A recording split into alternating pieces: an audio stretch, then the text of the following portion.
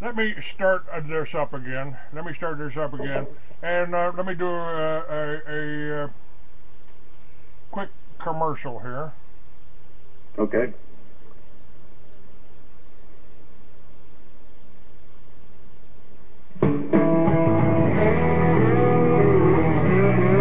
He took an oath to defend the Constitution of the United States of America. By some, he's been called controversial. I'll keep my freedom, I'll keep my guns, try to keep my money and my religion too. Now, keep in mind that some of my guests have been approached by Homeland Security or FBI saying, why are you going on the Clay Douglas show? My message to those guys, if they're listening this morning, is go get a cup of coffee. Maybe you'll learn something. We both took the same oath, to defend the Constitution against all enemies, foreign and domestic. I don't recall there being an expiration date on that. I'm gonna keep my big BA, keep my friends the same, keep the government out of my business, and y'all can keep the change. He is the free American, Clay Douglas. We know what we need. We know who to blame. Catch the Free American Hour, weekdays at 7 a.m. Pacific, 10 a.m. Eastern. I'll keep the USA and y'all can keep the change. For the podcast and more details, visit www.freeamerican.com or catch the podcast by phone by calling 832-999-8621. All right, we're back. I said I was going to talk about the Delphi technique, and what that is this is how they divide and conquer. The facilitators encourage each person in a group to express concerns about the programs, projects, or policies in question. And they listen attentively, elicit input from group members, form task forces, urge participants to make lists, and in going through these motions, they're trained to identify the leaders, the loudmouths, the non-committal members, and those who are apt to change sides frequently during an argument. Suddenly, the amiable facilitators become professional agitators and devil's advocates. Do you know any agitators in your community? Using the divide and conquer principle, they manipulate one opinion against another, making those who are out of step appear ridiculous, unknowledgeable, inarticulate, and dogmatic. Racist, extremist, alarmist, conspiracy theorists, retards, morons, crazies, Nazis, astroturf. They attempt to anger certain participants and thereby accelerating tensions. The facilitators are well trained in psychological manipulation. They're able to predict the reactions of each member in a group. Individuals in opposition to the desired policy or program will be shut out. The Delphi technique works. It's very effective with community groups. The targets rarely, if ever, realize they are being manipulated. If they do suspect what is happening, they do not know how to end the process. The facilitator seeks to polarize the group in order to become an accepted member of the group of the process. The desired idea is to place on the table. Individual opinions are sought. Soon the associates from the divided group to begin to adopt the ideas as if they were own, and they pressure their entire group to accept their proposition. Consistent use of this technique to control public participation in our political system is causing alarm among people who cherish the form of government established by our founding fathers. That's exactly what's happened to me. What they have done with me, they couldn't kill me. They tried real hard, kept me drugged for 3 months, and then I got out, and suddenly every deal I made, tried to do, was destroyed by somebody out there that could contact every member of a particular, every stockholder in a major publicly traded company, as well as attacking people that wanted to have help because my phones were tapped. You said you were under attack. You're trying to do this now. You're not quite out as your group isn't quite out in front as mine as I am. So what happened? Tell me, Well, isn't this what's happening to every group? The Tea Parties too. The Tea Parties are pointing a finger and trying to put down Ron Paul, the only politician out there. Yeah, he happens to be a Mason. Yes, sir, that's true. He is. But that doesn't. He's still the only politician out there that's trying to tell people the truth. What's going on? Well, first of all, you got to realize that there's no such thing as political parties. And number two, you got to realize that this goes back to the rule of communist engagement. That's where you take a knife and you put it against the belly. If there's no resistance, push harder. If there's a resistance, withdraw and stick it somewhere else. Now, divide and conquer is the easiest form of taking control that there is. You'll have people divided between true freedom because they're afraid of what's going to happen, and you'll find people that are just as radical as it gets, walking around with guns ready to shoot anybody that spits the wrong way. The problem with all this is that the majority of people who want freedom don't understand that they are going to be held responsible for their freedom. Now, that's a little different than what we got today. In other words, you don't do harm to another person, and you do not harm their property, etc. In other words, back to common law, not this legalistic statutory horse hockey we've got today. The differential in the basis of it is that, as I said, there is no such thing as Democrats and Republicans. There are haves and have-nots. And of those who have, you have a layered group, different groups, smaller each time, that runs to a pinnacle, and that pinnacle is called the Council of Nine. Everything that happens, Rothschilds are a member, Rockefeller is a member. I mean, there's a great group of these people. Now, as I said, the problem is that they're running out of assets, and there's 122 nations now that are not aligned with the ideology that they promote, and they are in a position of not only resisting, but actually requiring certain things to be done by this cabal or this group in order to get any funding. They're not willing to do that, so consequently they can't go to the foreign country and snatch up all the wealth of that third world country. They can't do this anymore because of the new alignment. So consequently, their assets of all kinds are very limited, and it's getting tighter and tighter and tighter as you go. The European Union is going down as soon as March, just simply because of that part of it. The finances here won't become an issue because of the efforts of our movement. There are reasons for that I can't go into because it would out people, and I'm not going to endanger people. But just be assured that so far we got 20 plus states and climbing, and after we get to a certain number of states, all of a sudden you're going to have that announcement on every channel, on every form of broadcast, from the press room at the White House, stating that we are now once again, free people. Now, this is going to be after mass arrests and a bunch of other things that go on, but the house cleaning doesn't stop with just people and organizations and certain groups.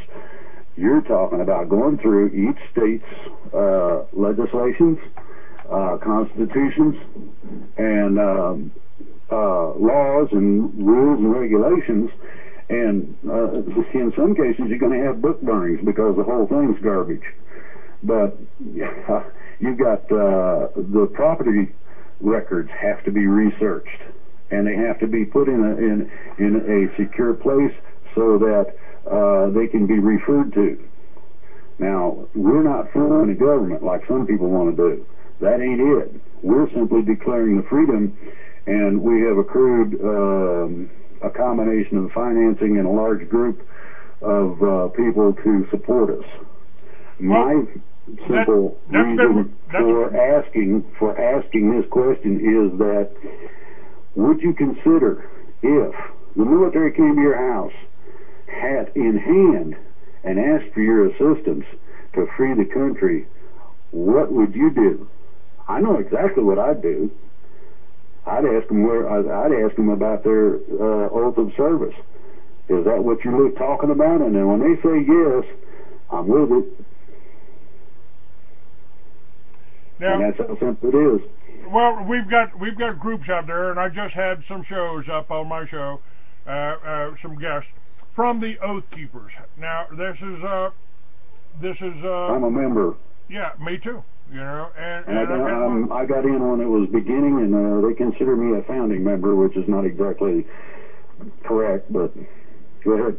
Well, the veterans are, and they've tried to kill us since Vietnam. They sprayed us with Agent Orange in Vietnam. They gave us our ammunition in Iraq, which is killing our soldiers as well as the Iraqis. Yeah. But you know, they don't want well-trained, combat-hardened vets coming back to this country that are still loyal to the opposition. Anytime when they took over Russia, they stacked the bodies of the police and the soldiers that were still loyal to the Tsar up. They stacked them up like cordwood. Yeah. See, what a lot of people don't know is that the stated figure of 60% is incorrect. I know personally of between 80 and 90% of our current military is behind the ideology of freedom. They don't want to be the bad guys. They're not willing to declare martial law. Now, that NDAA bill that just got passed with all that garbage in it, yes, they've been told, they have put it out through unofficial channels that that's horse hockey, and that ain't happening. Number two, the Homeland Security Act is going simply because it treads on our basic rights constitutionally. The ideology of health control by the government, same deal. Anything that is non-constitutional is going, to include the individuals who voted for it. Be they retired or not doesn't make a bit of difference. It would really be nice. It would really be nice. Reorganized. It would really be nice to see those 93 congressmen that voted for, or senators that voted for the NDAA, tried, and I don't want to put them in prison. I just want to hang the traitors. That's you know, after a fair trial. I think that that's according to our Constitution. I mean, they provided for us ways to deal with traitors, to deal with this whole global government, this foreign interference, and I'd really like to see that happening. But one of the problems that we've got here is the media, is the reason I started this radio show, is the reason I started the Free American Magazine, is the reason I wrote these books, and what they've tried to do with me, because I've never advocated, I don't, you know, I will cut somebody down to size that wants to go out and kill all the blacks, kill all the Jews, kill all the Mexicans. No, I'm not going to. You know, that's making you just as evil as the people we're opposing. We need to all be working together and standing behind our Constitution, standing behind people like Ron Paul, and we're not the biggest fault here. The biggest obstacle to that is our press. They don't call television programming for nothing, Drake. Well, yeah, well, as I said, when I said all channels, that means that the mainstream media is going down. The freedom people who are capable are going to suddenly be in charge. And you're going to hear a whole bunch of real news rather than the garbage that they've been putting out. And this is a part of the plan. There's going to be a shutdown and nothing in or nothing out of this country for period of hours, and during that period of time, there's going to be mass arrests, roundups, and takeovers of these things that have promulgated anti-constitutional, anti-American efforts. Just that simple. So it's, and the reason I got involved with this movement was because it is nonviolent, legal, and accepted.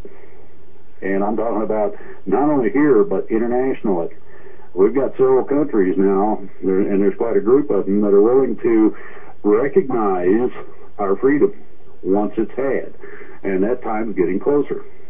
Right now, we are providing foreign aid for 150 countries. There's only 190 in the world, and we're providing foreign aid for Russia, for China, for Israel, for all of these. We're providing foreign aid for communist countries, irrespective of whether they're communist or not.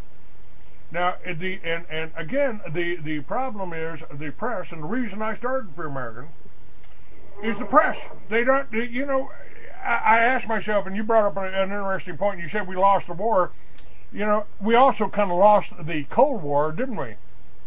Absolutely. We lost the Cold War. We lost the Civil War. Anytime we tried to, in Germany, we had 3 communist countries attack the Allies. Attack the Axis, and at least originally. Now what happens is, you get leaders in like Hitler or like Obama or like Bush that lead you down the wrong path. And how many Germans lost their lives in World War II? How many Americans? How many Russians? These are all white Christian soldiers that went out there. Well, what you got to remember is that these people, inclusively as a group, are in the same situation as we're dealing with in terms of freedom. And the freedom has been taken from the communist countries, and that's where the trick lies in terms of the legislation that we've got going on now. In other words, our freedom... I feel this is our last hope. If we don't get it pulled off this time, you're going to see the wrong people in the FEMA camps. You're not going to see the real crooks in there. You're going to see us, and that's something I can't handle. I'm doing this not for me. I'm old. I've already lived my life. But I got kids and grandkids.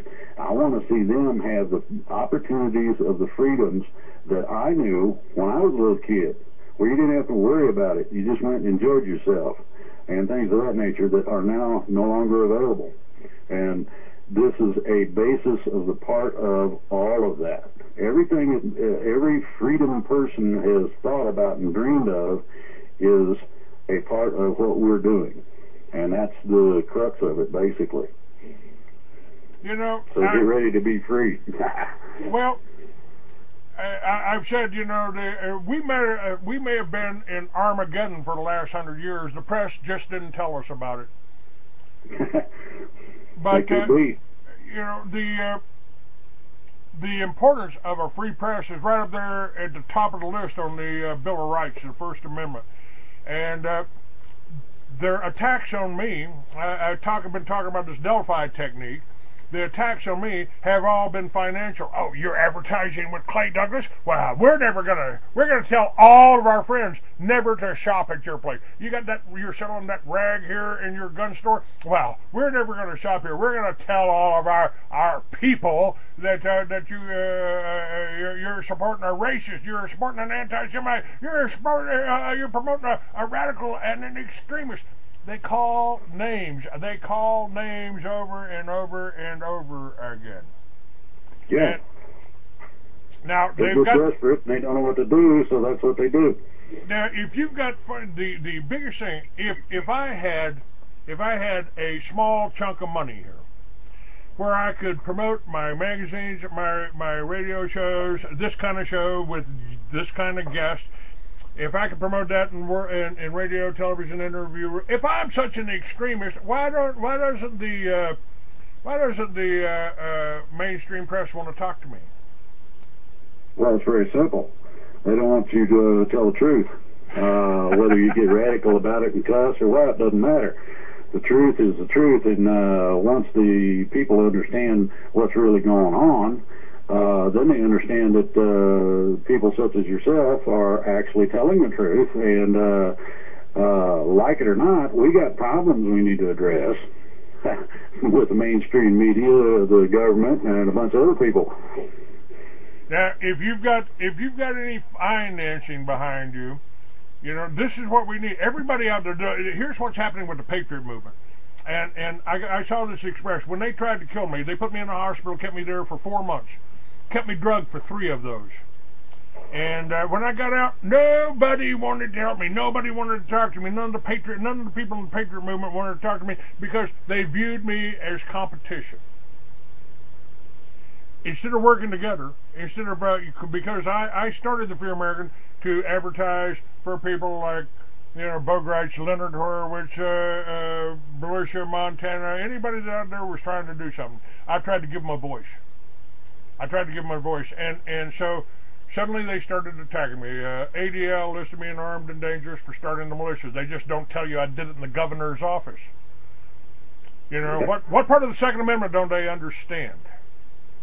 Well, what you have to understand is that when you get hot, you're too hot to handle, and it's not a question of wanting to help or any of that. Now, our situation is that we have financing in place and agreements with enough people so that this is going to happen, and it doesn't much matter what the cabal does at this point.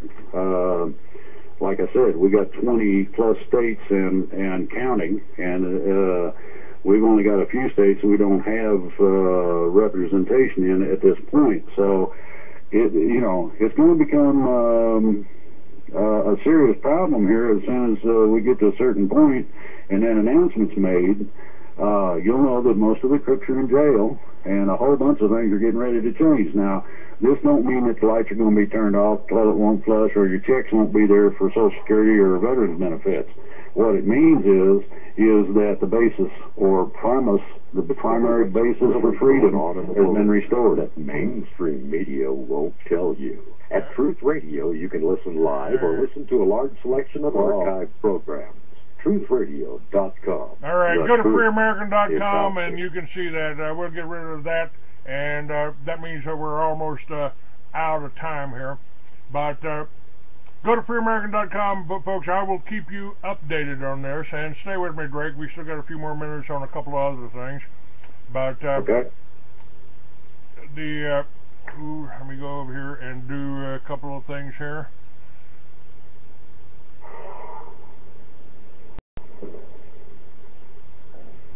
Call recording has been completed. Okay. Now we can talk freely without being recorded, huh? Yeah, no.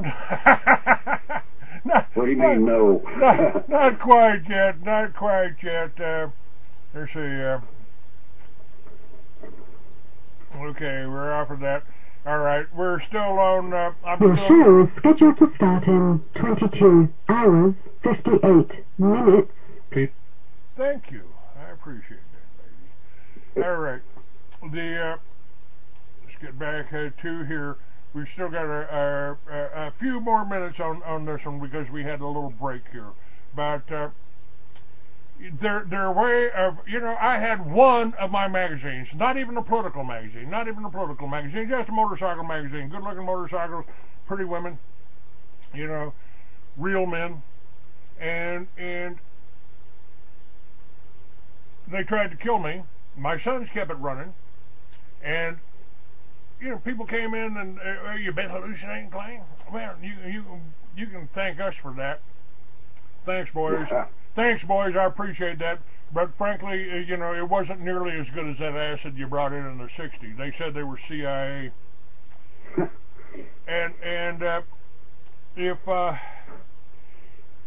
they killed $1 million deal. One of my magazines is worth well over $1 million because it was on the newsstands, it was in Barnes and Noble, it distributed all over, 10,000 readers to every magazine every month.